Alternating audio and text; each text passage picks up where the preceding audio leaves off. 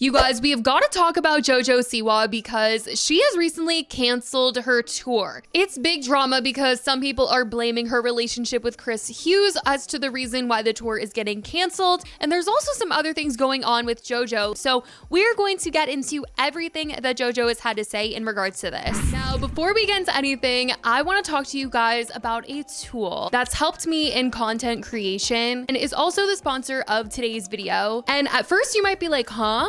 But the sponsor of today's video is FaceApp. And I want to start by saying this isn't about changing who you are or trying to be perfect. This is literally a tool that I have used to make my content look better. So I'm not here to promote any unattainable beauty standards. I've simply just been using this to make my life a lot easier. And if you create content and want your photos to look a little cleaner, it might help you too. FaceApp is actually a really powerful tool. And when I am thumbnail hunting, you guys, like when I am looking for that main photo for my thumbnails, I am screenshotting like mid-interview clips, okay? And sometimes the quality is just not it at all. But FaceApp has this high-res feature that literally takes blurry images and makes it look like it was taken on a DSLR. It's wild, and it's honestly my secret weapon, especially if you've got a picture and it's low-key getting ruined by the quality. Baby, it's fixable. So yeah, while this app may be seen in a way that is used to look the way you want or this or that, it can also be a really powerful tool in creating content. FaceApp isn't even trying to push perfection or making you feel like you have to look a certain way. They just want people to feel good about themselves, and I don't think there's any shame in that. So no pressure, no unrealistic beauty standards, just you, but high key and elevated. That is what FaceApp is about. This app can help you in more ways than you might have thought before. So if you haven't already, go try FaceApp. Enhance, don't transform. That's the vibe. Click the link in my description or scan the QR code to download FaceApp and try the pro version for 1 week free, available at the App Store and Google Play.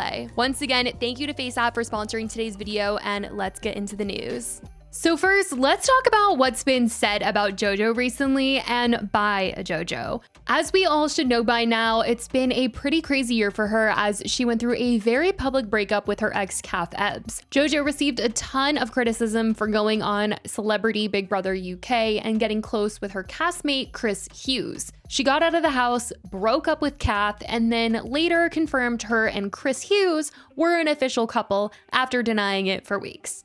In the Big Brother house, JOJO had some major revelations about herself and what she wanted in life. One of the things she realized was that she identified as queer and not lesbian, which she since elaborated on in interviews, saying just last week that she honestly felt pressured to say that she was lesbian at one point. Complex covered her interview with You magazine, writing, "When I came out at 17, I said I'm pansexual because I don't care about gender. But then I kind of boxed myself in and I said I'm lesbian. And I think I did that because of pressure," the Karma singer told the magazine. In a weird way, I think it came a little bit from inside the LGBTQ plus community at times, from people I know, from partners I've had. You just get put in this world where you feel like because you now have said, "Oh, I am lesbian," you have to be a lesbian. And the truth is, sexuality is fluid, she continued. Now, there's been some headlines going around that say amidst JOJO going public with Chris Hughes that she's been dropped by her record label Columbia Records after less than a year of being signed.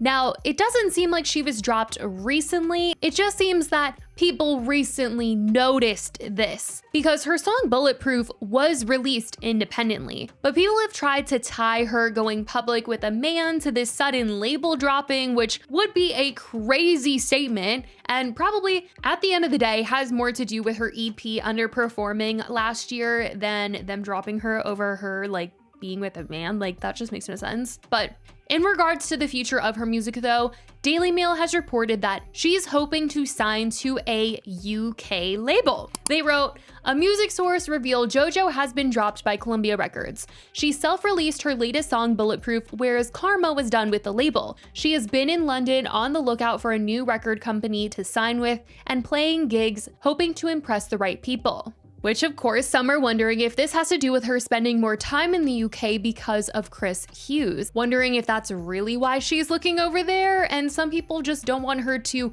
uproot her life and career for a man. But speaking of those concerns, let's talk about her tour. JoJo was scheduled to perform at Chicago's Backlot Bash for Pride this year, but she suddenly canceled just days before, citing a scheduling conflict. Fans were confused, and honestly, some were kind of pissed. Backlot Bash posted, "Due to a scheduling conflict, JoJo Siwa will no longer be performing at Chicago's Backlot Bash." This cancellation came soon after she had done the interview about being pressured into coming out as a lesbian, and some wondered if she canceled due to the fact that people were questioning her as a part of the LGBTQ+ community now that she's dating Chris. Though, of course, others have reminded the public that bi people exist, queer people exist, pan people exist. Doesn't make her any less queer because she is dating a man right now. But people have been wondering if those who are questioning her kept her away from this Pride performance. Now, this wasn't the only show JoJo canceled though, so it kind of feels to me like something just going on behind the scenes,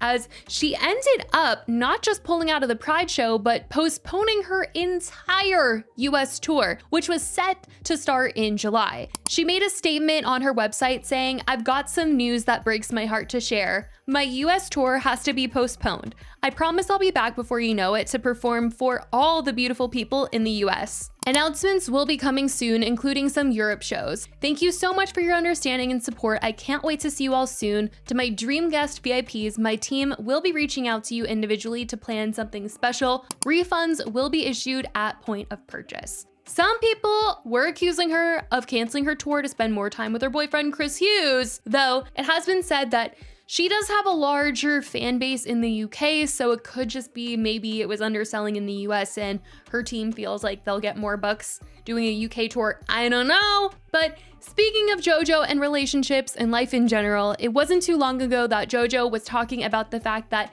she was ready to be a mom, that she wanted to have kids.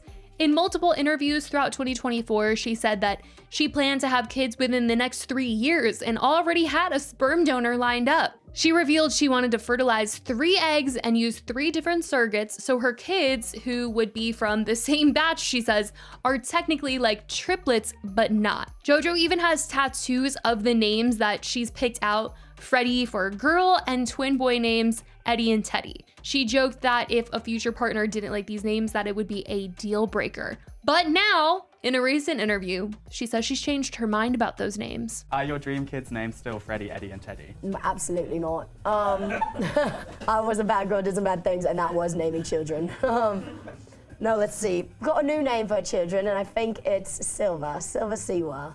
In the same interview, she also got deep about people who question her sexuality and wanting her to put a label on things, to which she wanted to address. How do you feel about people pressuring you to label your sexuality when you're still discovering who you are? Honestly, I don't mind it. And the reason why I don't mind it is because I think there's a lot of other people who are trying to figure out their own sexuality. And I think in their lives, they probably have people that are pressuring them as well. And so in a way, I get to be an example for those people that even when society or your, closest people are putting a pressure on you, you don't need to know. Any member of the community is a member of the community, and no member is greater than another. And I think a lot of times some people think that they are greater than one another just because, they're a little bit older or they have things a little more figured out. But truth be told, that's couldn't be further from the case at all. And I think a lot of times, as a world, we feel this sort of pressure to have it figured out, but that's so unrealistic. And also, anybody who's putting a pressure on me to figure it out needs to take a second and look in the mirror and realize that sexuality is fluid. And you might realize one thing about yourself today, and you might realize one thing about yourself tomorrow. And then another thing is that the whole thing that we preach as a beautiful community is that love is love. And that's a two-way street. Love is love any which way you look at it. I see other people, especially online, coming at me saying all these certain things and that yada, yada, yada this, yada, yada, yada that. And it's like, whoa, babe. Love is literal love. In speaking on her current relationship in a different interview, she heavily praised Chris Hughes, though her saying they weren't looking for love when they found each other had some people like, well, weren't you in a relationship, JoJo? Once again, not looking the best there in terms of the messy start to her relationship with Chris, but that's JoJo for you. I am in a beautiful relationship with a beautiful boy named Christopher Hughes. He came into my life at a great time, beautiful time. It really feels like that. I wasn't looking for love, he wasn't looking for love, and then all of a sudden we couldn't look away from each other, and it was a growth over time. My favorite thing about Christopher Hughes. A lot of people think it's Chris Hughes' eyes, which it is. He does have gorgeous eyes, but it's not my favorite thing about him. My favorite thing about him is how he treats everybody he meets. He obviously treats me like I'm the only girl in the world. He treats me better than anybody ever has. He's my best friend, and now he's my sweet boyfriend. He's a good one. He's a keeper. Anyway, that's what's going on with JoJo Siwa, from a Chris update, baby name update, career and tour update.